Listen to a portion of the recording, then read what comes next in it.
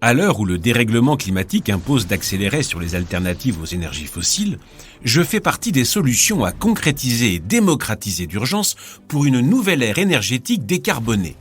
Combustible quasiment inépuisable et dépourvu d'atomes de carbone, je représente des opportunités écologiques, économiques, territoriales, industrielles.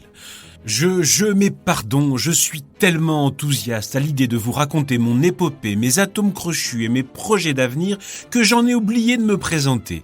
Je suis l'hydrogène, l'atome des technologies d'aujourd'hui et demain. Je suis l'ancêtre de tous les éléments et je vais vous raconter mon histoire qui commence à l'aube des temps. Il y a quelques 13 milliards d'années, surgit du néant l'univers. Incroyablement chaud et dense. L'hélium et moi sommes les tout premiers atomes à émerger de cette soupe cosmique primordiale. Nous sommes restés depuis les éléments les plus abondants de l'univers et ensemble, nous avons formé les premières étoiles. On a commencé à m'étudier dès le XVIIIe siècle. Pour Henry Cavendish, chimiste britannique, je suis l'air inflammable, une étrange substance gazeuse, incolore et inodore, qu'il parvient à isoler à partir d'expériences alchimiques sur les métaux. Henry découvre Médusée qu'en brûlant dans l'air, je produis de l'eau. C'est Antoine Lavoisier, chimiste et philosophe français, qui découvrira mon étonnante affinité avec l'oxygène. En 1783, contre les préceptes douteux des alchimistes, il démontre que l'eau n'est pas une substance simple.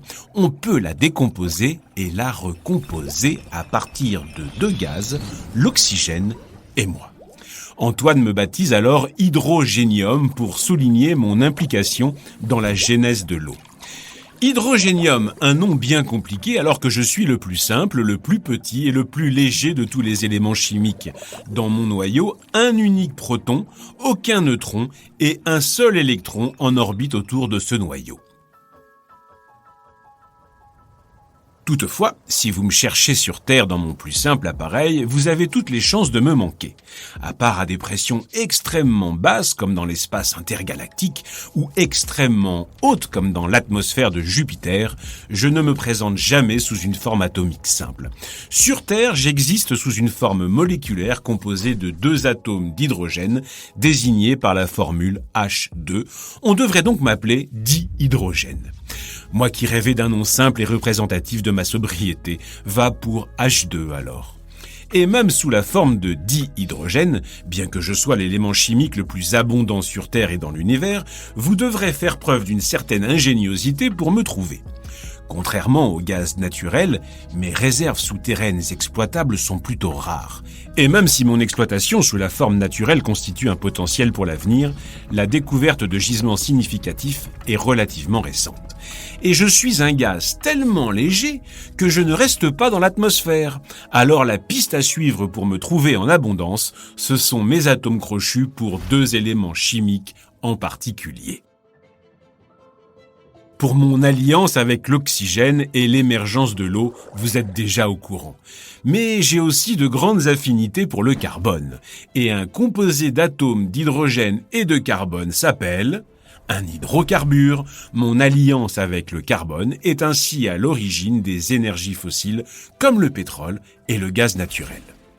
Mais il ne faudrait pas oublier que ces combustibles sont dits fossiles parce que formés à partir d'une matière organique, végétale et animale, malmenée par des pressions géologiques pendant des millions d'années. Au départ donc, c'est dans le vivant que je suis lié au carbone. Je suis donc partout, dans l'eau comme dans les êtres vivants, mais quasiment jamais seul, presque toujours intimement lié à d'autres atomes. Maintenant que les présentations sont faites, laissez-moi vous raconter comment les hommes ont rêvé mon potentiel énergétique. Nous sommes en 1875, un siècle après la décomposition de l'eau en oxygène et en hydrogène par Lavoisier. Jules Verne, dans son roman L'île mystérieuse, fait dire à l'un de ses personnages que l'eau sera un jour employée comme combustible, que l'hydrogène et l'oxygène qui la constituent, utilisés isolément ou simultanément, fourniront une source de chaleur et de lumière inépuisable et d'une intensité que la houille ne saurait avoir. Et de conclure, l'eau est le charbon de l'avenir. On fait parfois de ce dialogue une intuition visionnaire du XXIe siècle. Mais rendons justice à Jules Verne, moins en tant que voyant qu'en tant qu'observateur éclairé de son temps. Car oui, dès le XVIIIe siècle, deux découvertes posaient déjà les jalons de ma métamorphose en formidable vecteur d'énergie. L'électrolyse de l'eau et la pile à combustible. Le 2 mai 1800, deux chimistes britanniques, William Nicholson et Anthony Carlyle, parviennent à décomposer de l'eau en lui appliquant un courant électrique. C'est ce qu'on appelle l'électrolyse. Dès 1800, on sait donc déjà m'extraire à partir de l'eau. Et en 1839, William Grove invente déjà la pile à combustible. Principe inverse de l'électrolyse, cette pile restaure ma liaison avec l'oxygène. Elle produit donc de l'eau. Mais surtout, elle convertit l'énergie chimique issue de mes retrouvailles avec l'oxygène en énergie électrique. Avant le milieu du XIXe siècle, on avait donc tout ou presque pour tenter de faire de l'eau le charbon de l'avenir.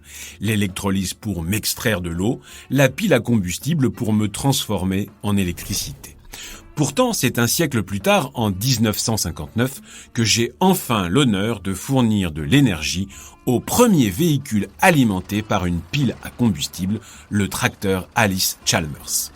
Ça y est, ça plane pour moi. J'intègre le programme spatial américain. Dès les années 1960, des piles à combustible équiperont les modules lunaires Apollo pour débarquer des hommes sur la Lune. Depuis, j'ai su me faire une place dans le paysage. On me dit vert, rose, jaune, bleu, turquoise, gris, marron et même noir. Pourtant, vous vous souvenez, je suis incolore, invisible. Beaucoup m'attribuent une couleur en fonction de la méthode qui a servi à me produire et de son impact environnemental. Vous le savez, je ne suis jamais seul. Dans l'eau, je suis lié à l'oxygène. Dans la biomasse et les combustibles fossiles, je suis attaché au carbone. Pour m'atteindre, pas besoin de décrocher les étoiles donc, mais il faut casser mes liaisons avec l'oxygène ou avec le carbone. Et ça demande une certaine énergie. C'est pour ça que, comme l'électricité, je suis un vecteur énergétique plutôt qu'une source d'énergie. Pour obtenir la mention d'excellence hydrogène vert ou hydrogène renouvelable, je dois avoir une empreinte carbone minimale. J'ai alors deux options. Je peux être extrait de l'eau par électrolyse, avec une électricité issue des énergies renouvelables, et je peux être produit à partir de la biomasse, chauffée dans un environnement sans oxygène. Le carbone libéré est alors récupéré sous une forme solide, le biochar, utilisé pour redonner vie aux sols épuisés par l'agriculture intensive. Ensuite, je suis rose ou jaune quand on m'extrait de l'eau. Via une électricité issue du nucléaire, on m'appelle alors hydrogène bas carbone. Mais pour l'instant, le plus souvent, on me dit gris parce que je suis extrait des énergies fossiles et principalement du gaz naturel. Ici, je pèse à peine 1 kg pour plus de 9 kg de CO2 produit. On m'appelle alors hydrogène carboné. Mais je peux changer mes nuances de gris en bleu lorsque le CO2 produit est capté et stocké dans le sol. Au lieu d'être relâché dans l'atmosphère, je deviens alors bas carbone. Du noir au vert, en passant par le bleu, le jaune et le rose, je suis en train de changer de visage afin de devenir un acteur majeur de la transition énergétique. Alors, suis-je amené à devenir le carburant de demain ?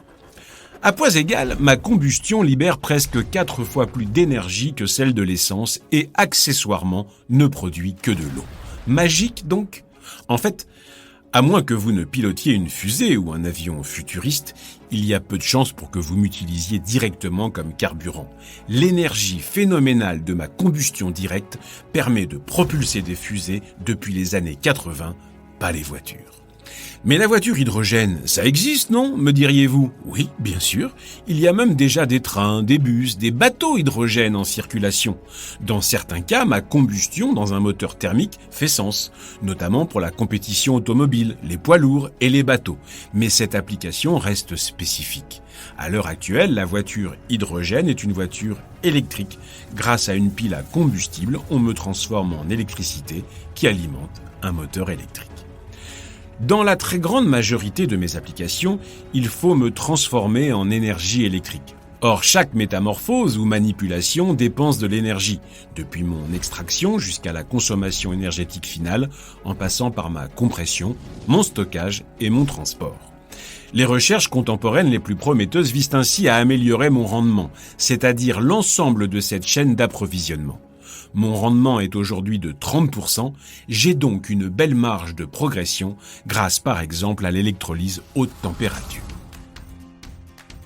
Mais si on s'intéresse à moi, c'est parce que je suis capable de rendre de nombreux services et je suis notamment amené à devenir un partenaire incontournable des énergies renouvelables.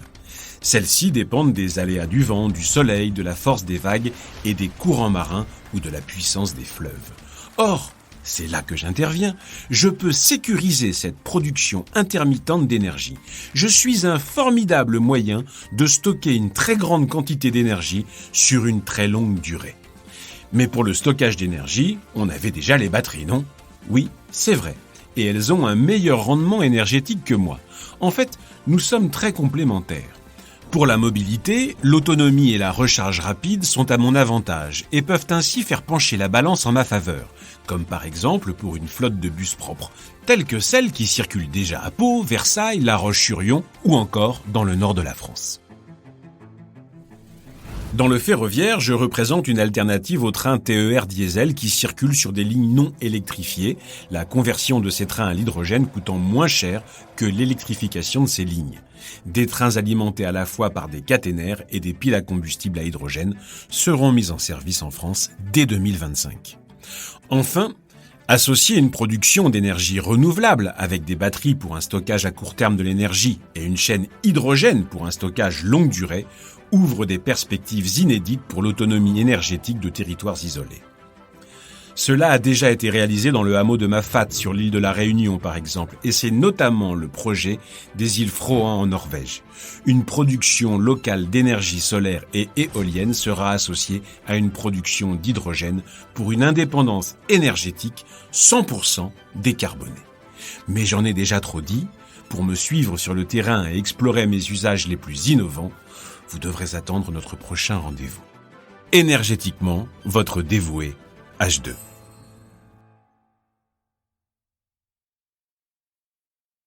Ne manquez aucun épisode de Podcast Story. Abonnez-vous et mettez 5 étoiles sur Podcast Addict, Amazon Music ou Spotify.